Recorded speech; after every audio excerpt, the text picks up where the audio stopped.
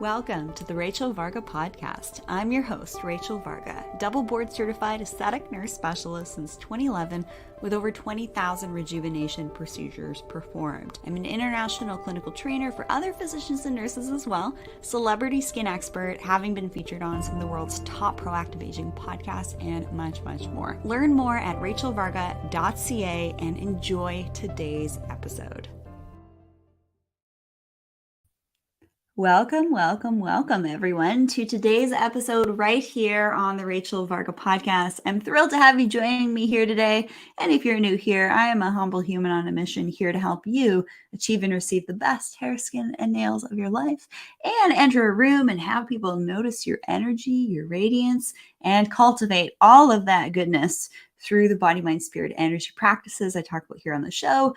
And we also love to incorporate some biohacking in an effort to purify our air, water, lighting, electromagnetics, and stay detoxed amidst this world where we're constantly exposed to toxins, and we're just doing the best that we possibly can to set ourselves up for slowing aging and inevitably achieving and receiving the best hair, skin, nails of our life. So welcome. In today's show, we are discussing how to become more in tune with our skin, body, and ways to slow aging. In today's show, we have a special guest here. We have Katie Beecher. Let me tell you a little bit about her. Katie Beecher is a MS LPC, is a licensed professional counselor and medical and emotional intuitive with over 30 years of experience. Katie is featured in Goop, Kourtney Kardashian's website, Poosh, and Miranda Kerr's Cora Organics blog, and has taught a week-long workshop at the Omega Institute. She has a unique way of working with clients, creating a detailed, individualized physical, emotional, and spiritual report and symbolic painting before even seeing them, talking with them, or seeing a photograph, using only their name and age. Katie's first book, Heal From Within, An Intuitive Guide to Wellness, is published by St. Martin's Press. Using practical tools and techniques, Katie uses her own medical and spiritual intuitive readings. This book teaches you to be your own medical intuitive using Katie's revolutionary step-by-step process for connecting to intuition and spirit, finding self-love and empowerment, as well as how to heal physically, emotionally, and spiritually. Heal From Within is filled with remarkable stories of healing from her years of experience, as well as her own healing from Lyme disease and depression. You can get a copy of her book in the show notes of this episode. And welcome, Katie Beecher. How are you today? I'm great. Thank you so much for having me. I love getting to talk to you. Yes, we had a really fun social media live the other day, and you got to ask me all sorts of questions. And I'm sure you learned at least one thing by having me on your social. That's awesome. And then before recording, we were actually talking about dermal rolling and microneedling and shedding some light on some really important things to be aware of. So if you haven't yet checked out my dermal rolling video here on YouTube and on the podcast, you can actually just go to rachelvarga.ca/blog and just search dermal rolling, and you'll find that recent episode to give you the ins and outs of what you need to know about it. So Katie, what got you here to being a quote unquote medical intuitive and being able to teach others how to become their own best investigator? What's your story? So I have always been able to talk to dead people and know things about people without them telling me. Even as a child, people are always saying, how did you know that? And we're pretty amazed at the things that would come out of my mouth. And I just sort of, went through my life and did have some pretty strange experiences. I would pick up a lot of negative energy, and that was scary. And I really didn't have anyone that I could talk to about these abilities. And there were two things that really shaped my spiritual and health journey. And one was being bullied when I was in 5th grade for going through puberty very early, which impacts your entire body, including your skin, joy of joys. And also, I developed an eating disorder from growing up in a really dysfunctional family. Fortunately, I was very motivated to get better. That wasn't always the case. I was pretty depressed. I was actually suicidal and had decided that my life really wasn't worth living. I was throwing up 3 times a day. I was a mess. I had no self-esteem and didn't really know, how to help myself. So it was divine intervention that I got better. I decided to call our pediatrician and did not even tell my parents. I just called, asked for the name of a therapist, told them what I was doing, which in 1983, no one really talked about eating disorders. So that was pretty unusual, but I went to therapy, paid for it myself, got there myself. And my therapist taught me how to connect to self-love and intuition, how to understand my abilities, how to kind of be my weird, unique self and love and accept it and go on from there. And those are really some of the best things that ever happened to me, because had that not happened, I wouldn't have discovered my abilities or found the self-love or done, the work that I'm doing today. Yeah, I find it really fascinating. Some of us have heightened senses, whether that be smell. If I'm on the trails and hiking, I will smell bear and it smells like trash. It's like, okay, there's a bear nearby. Where is this? I'm going to make some noise so I don't accidentally bump into it. So that's one of my spidey senses, is when I'm out in the woods smelling my surroundings. It's quite fascinating and it's very helpful. So if you're tuning in and you're like, oh my gosh, this woman talks to dead people. Well, some people just, I think, have different strengths and abilities. And also, too, I personally don't practice that myself. But what I'm finding is that when people have their own spiritual practice, it's their own spiritual practice. And you might feel weird talking about things that you find interesting. And it really comes down to being in a safe place. So, what it sounds like, Katie, is you really came from a lot of trauma that then allowed you to work in your benefit. So, for me, I have lived a life with not a lot of trauma. And so, what I've had explained to me is some individuals that seem to rise up to be leaders, to be teachers, usually have that leg up of having a really good, stable life, or they've gone through traumas. And that's sort of how I would even frame the two of us. So it's great to have people with different perspectives, but that's incredibly insightful at a young age to seek out that psychological guidance. And then you were able to, I guess, be able to really just learn about discernment. And sure, you probably had some attachments that were making you sick, and then you learned how to clear those. And that's really important. So what I do is I like to focus on high vibe and beauty around me. And when you focus on beauty, you're in nature, that will actually, in my experience, really raise your vibration. Definitely. And when you're vibing high, you're going to be, I think, a little bit less interfered with. So it's interesting that you've been able to experience that contrast. Now, I have a question for you, Katie. In your work, working with individuals, being intuitive and all this stuff, when you say hop on a call with somebody or connect with somebody, how would you describe radiance? Or another way of thinking about the word radiance is someone who emits a lot of light. What qualities do they have? What common trends do radiant individuals have, light workers have, that seem to give off a lot of light and are just really great humans? Because this is what I study. I love to figure out how we can continue to make better humans and what some of the common trends are in the most radiant people. So what is radiance to you that you see in your work? That's a great question. I think that's one thing we absolutely have in common. You talked about being highly sensitive, and I am very, very highly sensitive as well. I can smell mold from a mile away, which is great fun. But people can use that sensitivity, if you will, in a lot of different ways.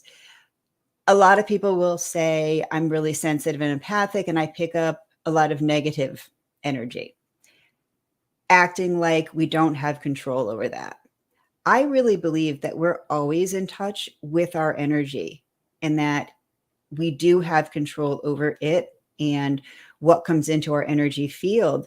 And a lot of that is by tuning into that inner radiance, if you will, that inner love, and connecting with the love of spirit that's always available, which translates into self-love. When I first started learning about me, I had no idea what self-love was. And I feel like there was a lot of just darkness.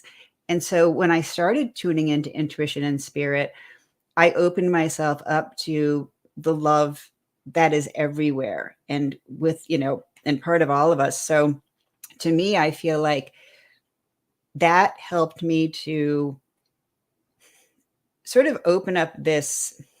My guides are showing me this channel that opens up and really does shine light. And it not only helps people to feel safe around you, it helps attract people to you, the right people.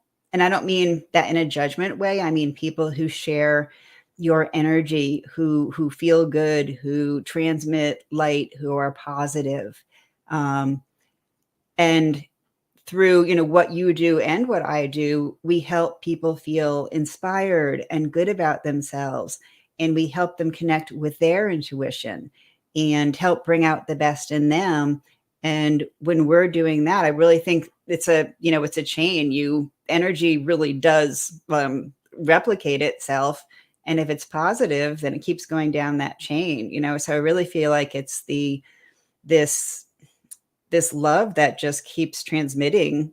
And if you feel good inside, it translates to how you feel on the outside, and vice versa.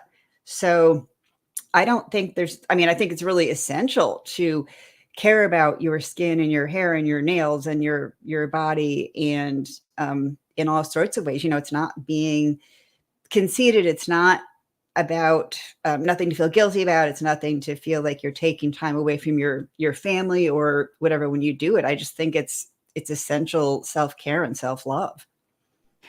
I love hearing this from you, Katie, because in the esoteric space, in the alternative healing space, and by the way, this isn't medical advice, this is educational information only. If you think you have a medical condition, you must seek the guidance of a licensed physician. In the esoteric community, it's often frowned upon to seek out skin and rejuvenation products and procedures because it's looked at being a vanity point. It's looked at being associated with the ego. It's Right. looked at being a waste of time and resources. But I will be the first to tell you, those individuals that I've worked with since 2011 that exude the most radiance, they have their body, mind, spirit, energy practices dialed in. That's what I talk about in my ebook, Unlocking Your Vitality, that you can get at rachelvarga.ca. So they feel great on the inside, but then they have the skin stuff and they feel like the outside doesn't match the inside. So, and these are, like, I would say, very evolved, high vibe humans that it's okay to want the outside to match the inside. And in fact, when you start to tune in and take cues from your skin, it can tell you a lot of what's going on inside. So when you actually mention mold and being able to smell that, when I work with people, or even if I walk past someone on the hiking trail or on the street, I observe their smell. And what's interesting, like, I just can't help it. Like I said, like, my smell is my superpower. I've heard it's also related to a sluggish liver, but I don't know about that. But I can smell if they're like a toxic person or not based on the amount of fragrances and toxins coming off of them Yes. from their laundry detergent, from their self-care products, from their hairspray, from their scented deodorant. It's really fascinating. I want each and every one of you to do this little experiment. Go out for a walk, and when people walk by you, notice what they smell like. And if they smell like Downy fabric softener, look at their faces, because you might actually notice active signs of inflammation, puffiness around the eyes, dry, irritated, sensitive, red looking skin. Their hair might not look great. They might have some extra weight. So there's so much that we can use in the way that we help people, Katie, with our quote unquote spidey senses that can be really helpful in helping us discern, okay, is there some work for us to do health-wise to help this individual be more radiant. I see this with brain fog a lot. If I'm doing a session with someone and they're having a hard time communicating something to me, it's like, there's some active brain fog. We got to do some work. What is that like for you to notice in your sessions when something might be off with someone? What are some of the first things you notice with the hair, skin, nails, and energy? Yeah, it all sort of comes at me at once, if that makes any sense. Um, the way that I receive information from my guides are things like I will see a word in my head. I will just have a knowing about something. Um, I will notice their skin tone, how bright or not bright their eyes are, if they're able to get their thoughts and feelings across, what how much anxiety they have, or if I have people, for example, who do not want to meet with me on a video call, and they'll do anything to get out of it. And I'm always like, you know what? I mean, I'm not going to push you that far, but I do want to push you out of your comfort zone, because if you are uncomfortable with that, there's a reason, and I want to help you address it, so just that is a sign. But I get information all different ways, and it is a little bit hard to explain, because a lot of the information I get from my guides is in visions, or I will feel things in my body, for example. Um, and then I have to try and translate that into words and explain it to them. So that's a little bit challenging, but it really is noticing everything. If somebody, um, frizzy hair, for example, which I have frizzy hair, I'm not going to say anything bad about it, but it's just, just the way that people present. And if they say things like, I feel like taking time to myself is selfish. I want to do it, but I don't feel comfortable. Or they'll say things to me about looking young when they found out how old I am. And I'm just like, you work at it, and it also is an inner mindset. So um, it's also noticing like what they bring up and what's important to them, and then trying to reflect it back and seeing what you can do to help, if that answers your question. Yeah, that was great. And I just love to echo on something that you mentioned, Katie, that discomfort brings growth. I actively put myself into challenging situations. I recently actually did an extended 5 to 7 day fast. It actually I might have been in a ketogenic state, in a fasted state with under 400 calories for even maybe a little longer than that. And doing a fast is actually quite spiritual. Long fasts are actually noted in almost every spiritual or religious text. So through discomfort, but I was just kind of in the flow. I felt a lot of pain at the very beginning of it, lots of neck pain, headaches, really uncomfortable.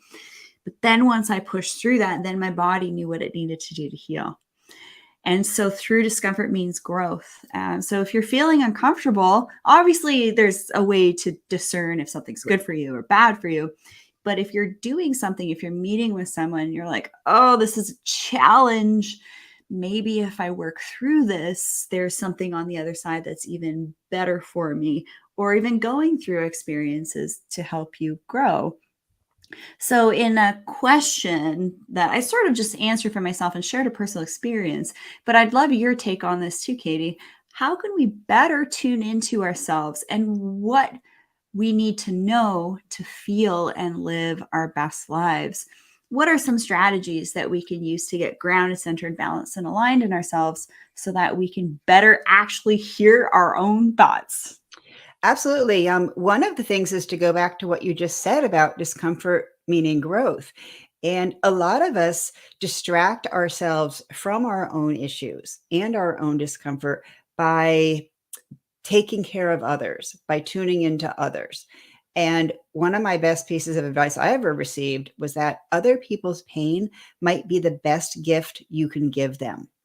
Because if we try to take it away and make things too easy for them, they don't have the motivation to change. They don't need to feel uncomfortable. And with my own recovery, I had to feel really, really, really horrible before I was motivated to get better and to ask for help.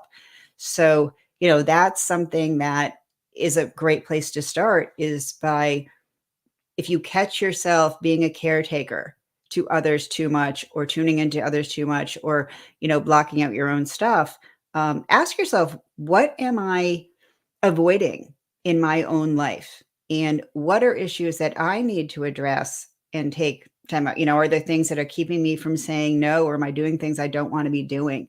So a lot of it is listening to those intuitive voices and your skin. A lot of the time, if you're feeling things and you don't know how to express it, it comes out in your skin in a lot of different ways, either autoimmune or acne or things like that. So another important point is to really pay attention to what our bodies are telling us. Our symptoms are there for a reason, not to hurt us.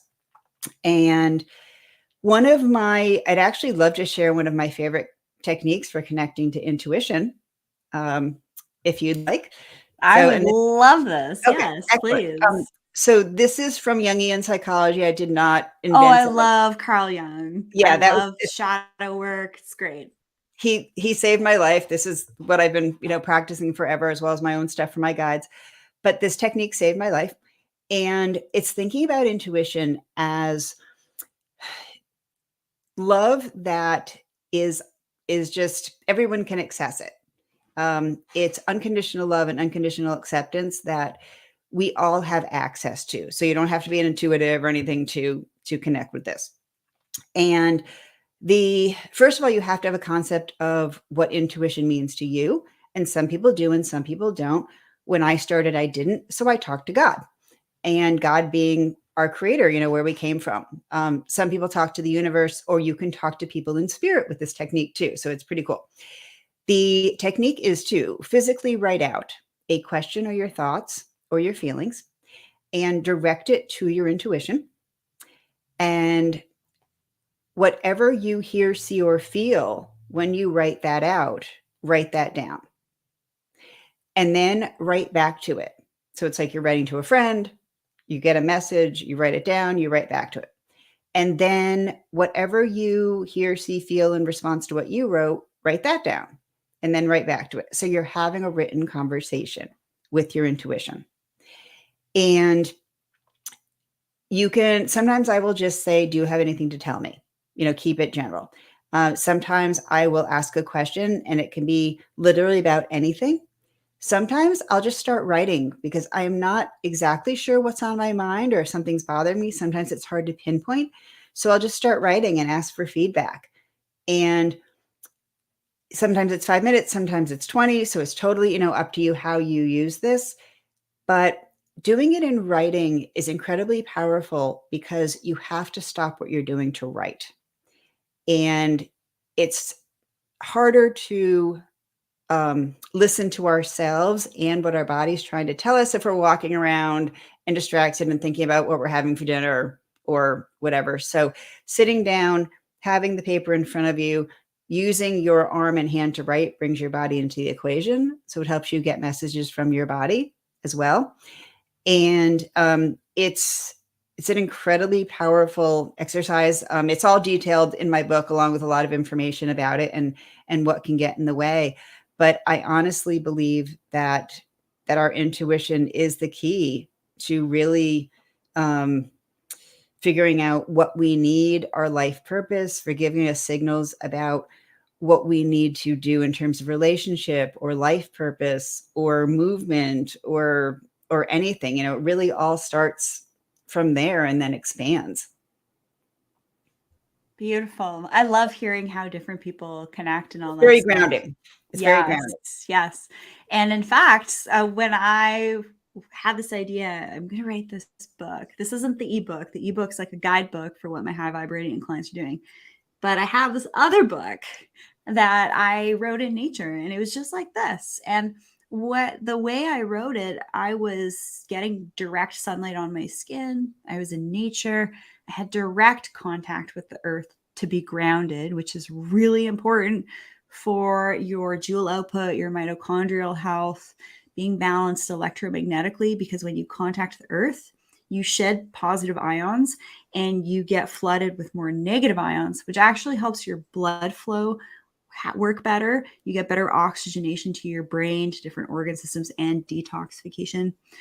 And then I love being in a loving state. It's also very helpful to be in a safe state and Oh feel my goodness. ultimately Yes. safe, and a fasted state work very well for me to achieve this level of peace where I can actually receive. And it's tuning out the chatter. So Sure. one of the reasons why I kind of live a super outdoorsy lifestyle is because it's to regulate my autonomic nervous system. So if you're super sensitive, it's a good idea to learn how to regulate this so that if something comes up, you don't feel hypersensitive or reactionary. You can be a little bit more in this observer mindset. And this is a really good skill to have as you go through life. Say something happens, you go through an event, something happens to a family member, a business, whatever. You can drop in to a more relaxed state, and having control over your autonomic nervous system, I think, is really step one. If you're wanting to truly tap into yourself. But I think that this stuff is available for everybody. And I think that this is kind of like your own best superpower, to be able to go within as opposed to have to work with somebody else to do it. But I think the challenge is actually making the space to be quiet and actually taking the time to put pen to paper and see what comes out. Because I'm with you, Katie, when I've done that pen to paper, it's fascinating what comes out. Where do you like to write in your daily routine? Is there a place in your home, outside in your yard? Is there a favorite place you like to walk to in nature?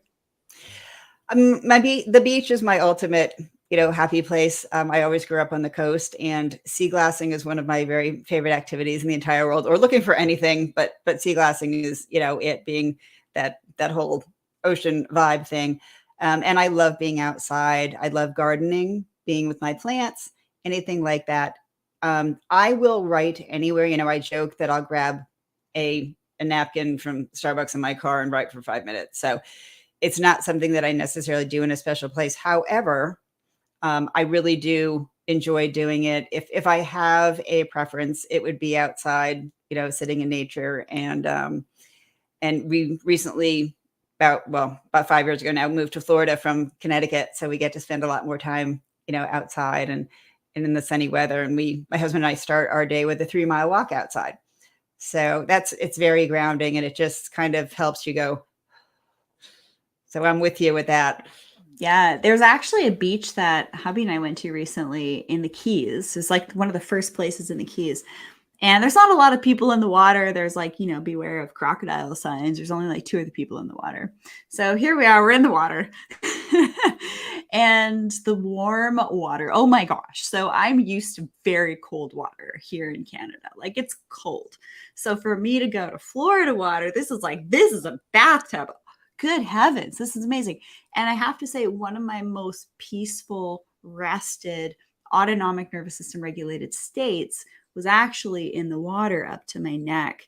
I felt this profound peace and tranquility and gentle. Everything felt very gentle. It felt very feminine. And it was the warm water. It was the salt. It was the contacting the earth with my feet under the water. And it was just being almost like cocooned in this warmth that allowed me to feel grounded, centered, balanced, and aligned, and very safe. Very different feeling than in frigid water, that's for sure. So I'm curious, do you do any contrast cold therapy or anything like that to help you learn to regulate yourself too? Dear God, no. I'm a warm. You like the heat, no worries. No. And actually, what you were saying spiritually makes so much sense, because we all came from the water. That is our biological place of origin. So it makes sense that so many of us feel comfortable and aligned and grounded when it comes to water. And we're also obviously mostly water too. So, from a spiritual point of view, from a feminine sort of mythological-ish point of view, it makes sense that being immersed in water and just being comfortable being around water makes so much sense. No, I watched this, Wim Hof, I guess is his name, those things. And I'm just like, oh my goodness, how do you, how do you guys do that? More power to you if you can do that. But yeah, I'm kind of a moderate climate type of person. So yeah. No worries. Actually, I had pushed cold therapy a little too far last winter to the effect where I actually skipped a cycle. And I was doing, it was like -10 here. We have this ice tub. It's a galvanized tub, and it had like 4 inches of ice. And hubby grabbed my axe from my 4x4 vehicle that I might have to use to get trees out of the way sometimes when I'm 4x4ing. He chopped into the ice trough, and then we went in, and it was so cold. So I think sometimes we just need to listen to ourselves. If we want heat, say if we want to do a sauna, if we want a warm bath to soothe the nervous system. But I'm telling you, there's something to doing this cold therapy. Oh, absolutely. So when you're stressed out, something happens, you can just drop right in. Now, one of the reasons I'm so interested in your take on this with becoming in tune with ourselves is so that we're not reactionary in our interactions with ourselves, people, places, and things. Because when you're more grounded, centered, balanced, and aligned, you're more composed. This is where almost like cotillion or etiquette or personal grooming or presentation, speech, posture really comes into play.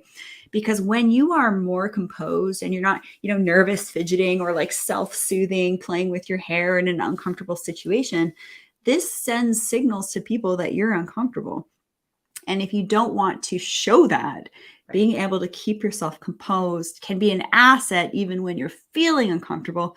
But it's a huge asset to learn how to regulate yourself and not react, so that you have better interactions with people, places, things. So people enjoy being in your presence, both personally and professionally. So that's kind of like the skin and beauty angle with the intuition that I hope makes sense. Did I explain that well? And do you have anything to add? I do. It absolutely makes sense. And that's why learning to connect with intuition was and is the central focus of my life and health and healing. Because when I realized that I had this loving force that was part of me, that has always been part of me, that was accessible, that I could connect to, even when I was by myself, I didn't feel alone anymore. So I always felt like I had this best friend with me that was protecting me. And so therefore, what other people were doing and thinking and feeling was so much less important than it had been. I had been so other focused and so people pleasy, and as an empath, so focused on picking up other people's feelings and trying to do what they wanted me to do, that when I connected my own intuition, it was more, what do I need? What do I want to do? And feeling safe and feeling in control of my own energy. Therefore, again, not feeling like I had to respond to negativity or to anybody else's stuff. I could just totally be myself. And that is an incredibly important part of confidence, which comes from inside and outside. Oh, beautiful. Well said. I think that this could be something helpful to share, is how to intuit if something is good or bad for us. And one of the things that I do is actually muscle testing. And I'll actually pick something up. And if I tip forward, it's a read that it's good for me. If I tip back, it's like, no, I'm just going to put that back on the shelf over here. So when you start to get in tune with this stuff, obviously with the biohacking, take your Viome test kit so that you can figure out which foods are right for you. Sure. Which you can find on my favorites page at rachelvarga.ca/favorites. That's a great place to start to figure out, okay, what your DNA and your body wants food-wise. And then you can do, if you want like a treat or something else that's kind of out of the norm, do this tip test with anything. If you're about to purchase something, do a tip test and see if that can help. How do you like to test if something is good for you in your field or not?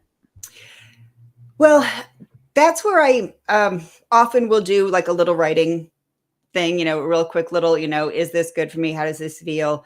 Kind of checking in with my guides, just, I'm so used to doing that. That's how I live at this point.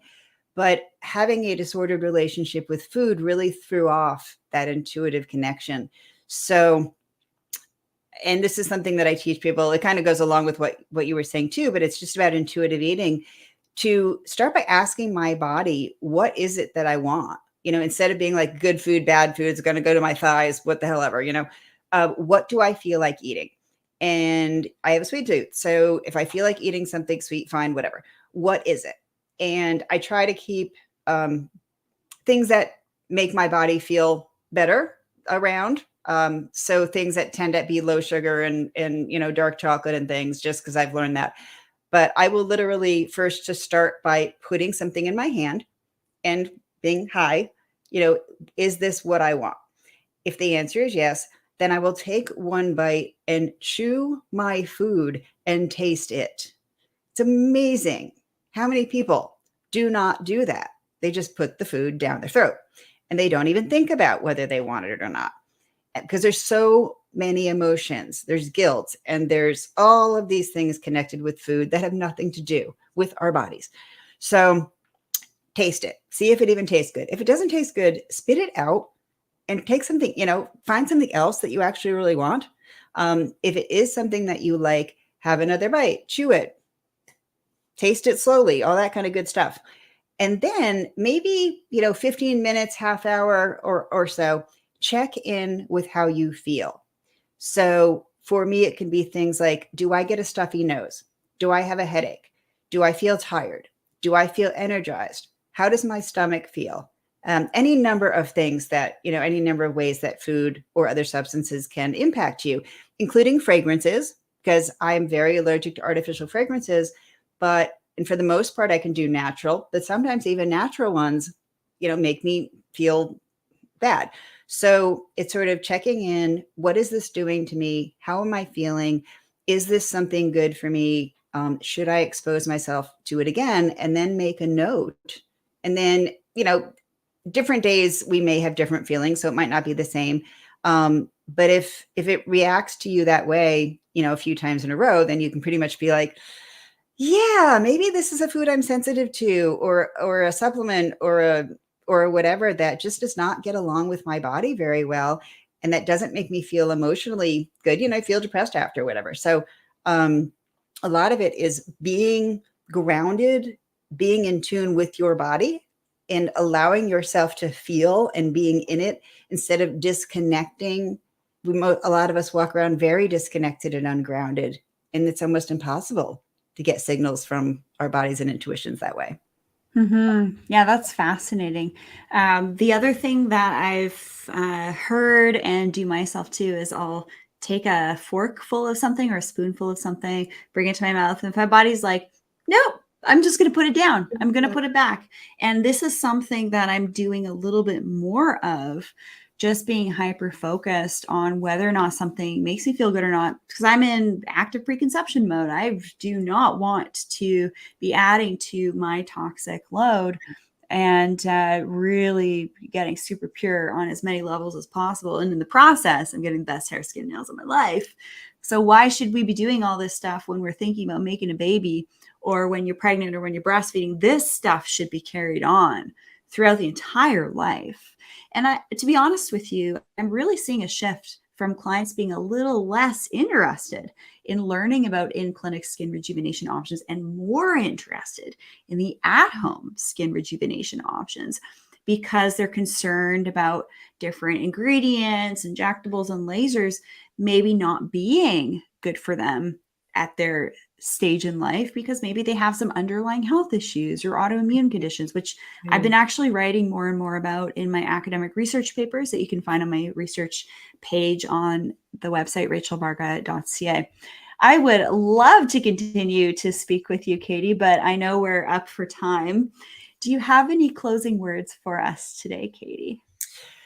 What's coming to mind from me and my guides is to not be afraid to take care of you, and to take the time and energy to love not only what you see in the mirror, but how you feel, and to get in touch with your authentic self, Don't be afraid to be you and to be different. And if that means pissing a few people off or making new friends or having different relationships with your family, so be it. But the most important thing is that if we are happy and loved, we can then pass that on to others and help them feel happy and loved and authentic. Wonderful. Those are beautiful closing words, Katie.